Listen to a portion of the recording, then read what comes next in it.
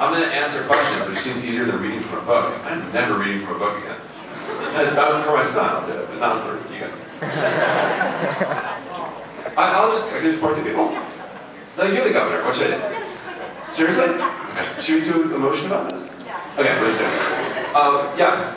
What is it like to work for Time Magazine? I can't hear people from, no, I'm just kidding. What's it like to work for Time Magazine? What in general? Yeah. What's it like to work for Time Magazine? It's awesome. It's been really fun. When I got hired, now I can kind of think this through. I got hired there in 1997. I was working for a magazine called Time Out New York. And I wasn't expecting to get this offer from Time Magazine, sort of out of nowhere. And I remember I was sad that they wanted to hire me, because I was thinking, I'm going to have to write in this boring Time Magazine voice, and it's going to be no fun. And this is back in 1997, and this is my first book, so it shows you how long this has taken me. But I was thinking, I'll be able to write a book, and someone will publish it, and they're going to pay me in actual money instead of like chips and dip, which is what I was basically making at Time Out New York. So I took the job, and then I got there, and my boss, Walter Isaacson, said to me, we're hiring you to write in your voice, otherwise we would have hired someone else. But I didn't really believe them, but it was true. They let me write, if not the subject matters I wanted, at least in the tone I wanted, and the style I wanted. So once I found that out, it was super fun. I love working for giant corporations. I've worked for small companies before. And when you work for a small company, it's like some guy has money. And you want to, if you're not doing a good job, or you're spending too much time doing something else, you're expensing a dinner you shouldn't expense, and he's going to get upset. If you work for like Time Warner, no one knows what you're up to. And, they look at your expense account, but they don't really look at your expense account, because it's like, some cop's pension is invested in your company, right? Like the responsibility is so spread out. It's horrifying and awesome. I completely forgot about the whole side of the room. It's like, this is what happens. Yeah. Do you consider running for president? Would I consider running for president of JSA? Of America? So that's a good idea. JSA, though, I'm deeply considering it. I sense weakness from your government.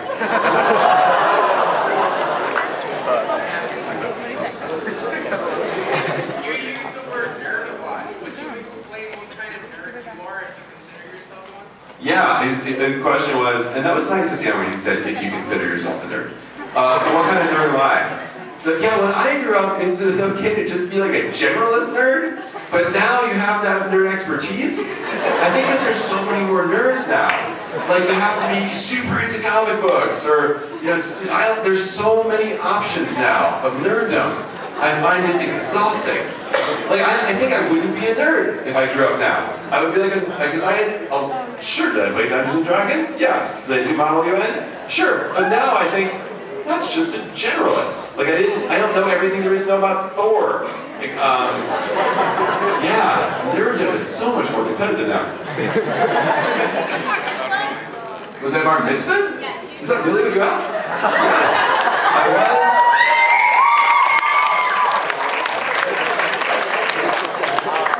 This is a Judy place.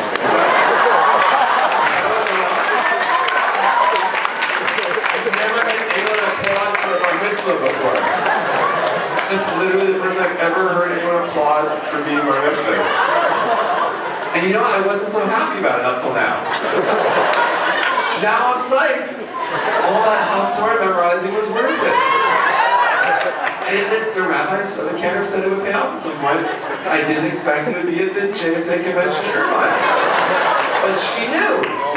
Being a woman of religion, I'm sure she knew. Crazy. You get during your voluntary visit, you get recognized as this time editor. Like, we know you as like one of the better writers. How do you?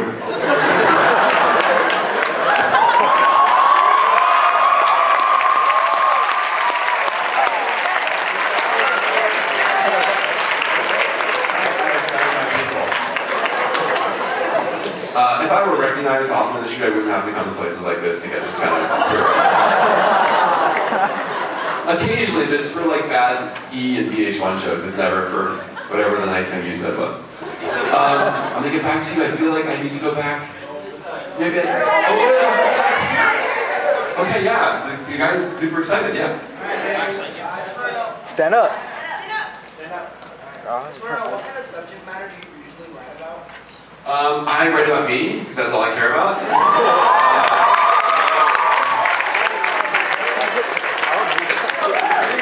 I don't understand what you're playing. No, I don't have, just like I was a generalist nerd, I don't really have any depth as a human being, but I have a lot of breadth, so I can go to a dinner party and someone will tell me what they do for a living and I can ask 3 smart questions about it. Like in the, one thing I do in the book is I got this day trader to give me $100,000 and let me day trade for the day. So like I do stuff like that, and then I can have a conversation with a day trader, even though I only know like 2 days of stuff about what he does. But I don't have any expertise. I promise. Oh, yes, sorry. Do you have any advice for any aspiring journalists or writers? Any advice for aspiring journalists? No. I don't. I have people email me all the time, and I feel like there's so much luck involved in me getting to do what I did, just happening to be at the right place at the right time, and then for a couple of years not being in the right place and things not going well. It just seems like it's very hard to orchestrate your career.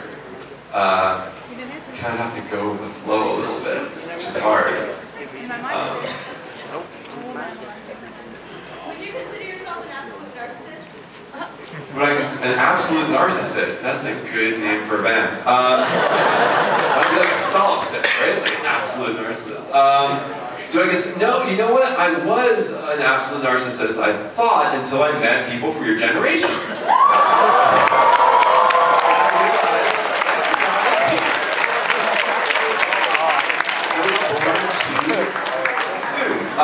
Yeah, you guys are crazy. You guys will literally, you feel fine about branding your awesomeness. Like, as if you're a corporation, you're like, look at this awesome picture of me. Put that up on the web and talk about how awesome my day was. What I accomplished. I'm like, really? Like George Washington would turn over in his grave if he met any one of you.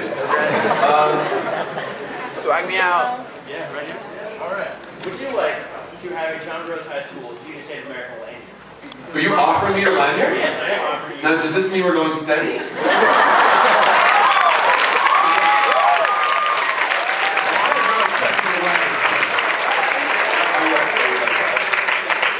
Nice to meet you. It's a handsome young man. I am wearing his lanyard, and maybe go to the dance with him.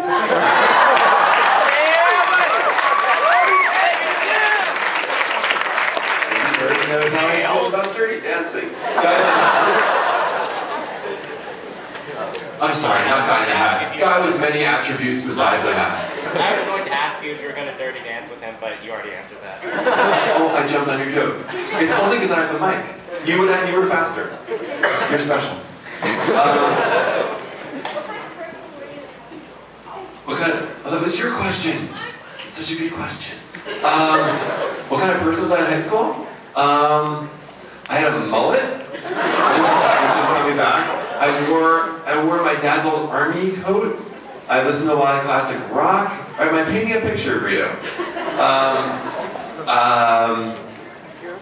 I was in Model UN. I was in a lot of clubs. I was not particularly good at sports. I wore sweatpants a lot to high school. I don't know if that was the 80s. There were a lot of concert shirts.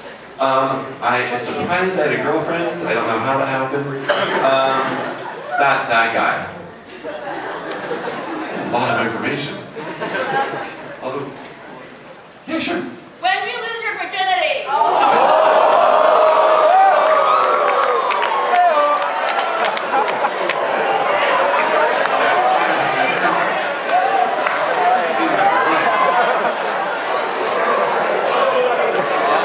Alright, we're gonna have a vote on whether I should answer that question. Motion to skip.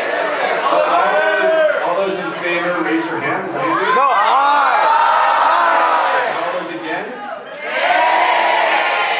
Motion to division of the House. We got the nays. The nays have it. I think I mentioned it in my book, so you just read that if you really want to know. Did you lose your virginity this weekend?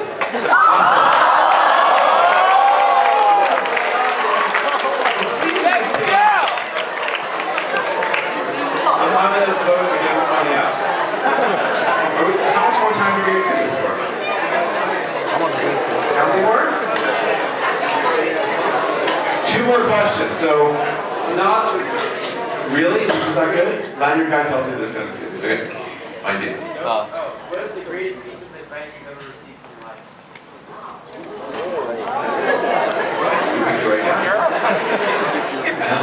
The greatest piece of advice I've ever... Don't use mercury. You know, this isn't it, but this came up before, so it's close enough for me to answer it. I remember all the stress of the stress of high school of wanting to get into college, and the stress of college of having a job and trying to figure out what you want to do for your life. And I remember I couldn't decide whether I wanted to try and write sitcoms or go into journalism.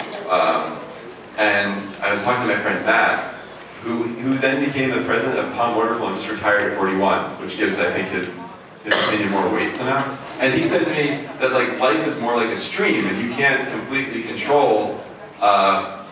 You think you're making all these choices, but in reality, you can just kind of steer yourself one way or another and give yourself opportunities. And just because you choose one of these things now doesn't mean you won't have an option for another later. And you can't really choose.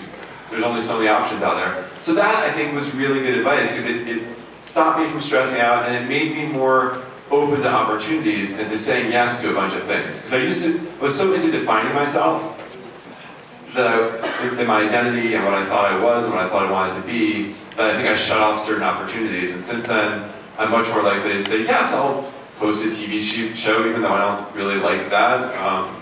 You know, or it just gave me more experiences, and all of this kind of helped me do the stuff I like.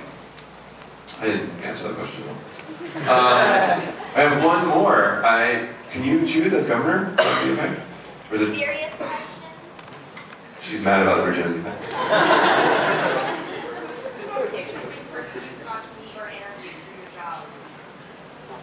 Who's the most interesting person I've ever gotten to meet in my job? That's the best part of my job. I've met a lot of really, really interesting people.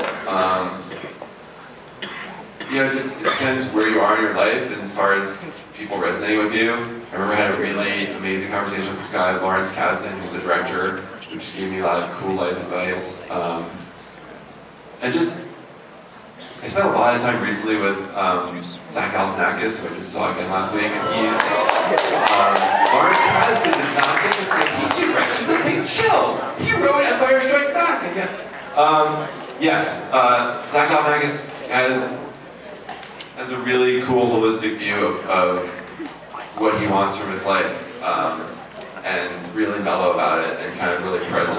And he has a real honor to him. One thing I learned in the book is that I didn't have a real code, because I grew up as a narcissist. I don't feel like I had enough of a code of how to live my life, and I feel like Zach kind of has that inside of him. That he doesn't really take crap from people, but he's super warm and nice. He just knows what's acceptable and what's not, and what he's willing to do and what he isn't. I think that's admirable. What was that? My advice for the statesman nation? The younger generation? I keep smiling, keep trying.